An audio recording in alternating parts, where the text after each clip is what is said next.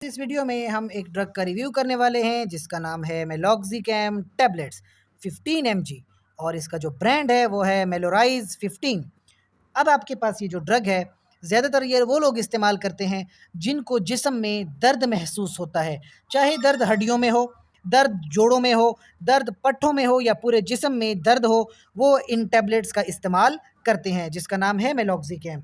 सबसे पहले तो मैं आपको इस डोज़ के बारे में बताऊं, ये आपके पास 7.5 mg में भी अवेलेबल है और आप देख सकते हैं 15 mg में भी अवेलेबल है।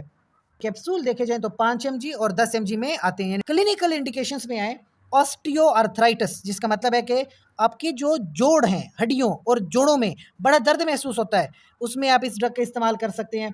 इसके अलावा रूमाटॉइड अर्थराइटिस, ये एक ऑटो इम्यून डिजीज़ होता है जिसमें ना आपके जो अपनी एंटीबॉडीज़ होती हैं ना, वो आप ही के खिलाफ काम करती हैं और आपके जो जोड़ हैं, जहाँ पे आपके जैसे कि आपके पट्टे हैं और उनके जोड़ आगे, तो आप आराम से उठ नहीं पाते, आप चल नहीं पाते, झुक नहीं पाते, रूमाटॉइड अर्थराइटिस, तो बड़ा दर्द महसूस करें तो उसमें भी ये ड्रग इस्तेमाल की जा सकती हैं। इसके अलावा पूरे जिस्म में चाहे मॉडरेट पेन हो, चाहे सीवियर पेन हो, आप पूरे जिस्म के दर्दों के लिए भी ड्रग्स इस्तेमाल कर सकते हैं। तो यानी कि मेलॉक्सिकैम दरअसल एनसेड्स हैं और एनसेड्स जो होती हैं उनका आप इस्तेमाल कर सकते हैं जब कभी दर्द महसूस करें। लेकिन याद रखें, जिन लोगों को दिल की बीमारियां हैं, यानी अमराज क़ल्ब जो हैं, चाहे वो आपके पास किसी भी किस्म के हों और किसी भी उम्र में हो, ऐसी ड्रग्स का इस्तेमाल नहीं करेंगे।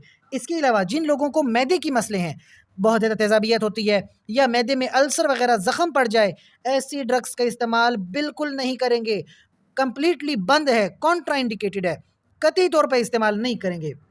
इसके अलावा ख़वातीन प्रेगनेंसी में इन ड्रग्स का इस्तेमाल नहीं करेंगी, वरना बच्चे में बड़ी एबनॉर्मेलिटीज़ आ सकती हैं। बाकी कुछ नॉर्मल एडवर्स इफ़ेक्ट की मैं बात करूं तो बदहज़मी होना, सर में दर्द वगैरह, डायरिया या मतली वगैरह हो जाना, सर चकराना, कॉन्स्टिपेशन हो जाना, ये तो कॉमन इसके साइड इफ़ेक्ट्स हैं। लेकिन जहां मैंने आपको ज़ोर दिया वहाँ पे ये था कि ना ही मैदे के लोग जो भी अमराज़ हैं वो लोग इसका इस्तेमाल करें, ना ही अमराज क़ल्ब के जो हैं मरीज़ वो भी इसका इस्तेमाल नहीं करेंगे।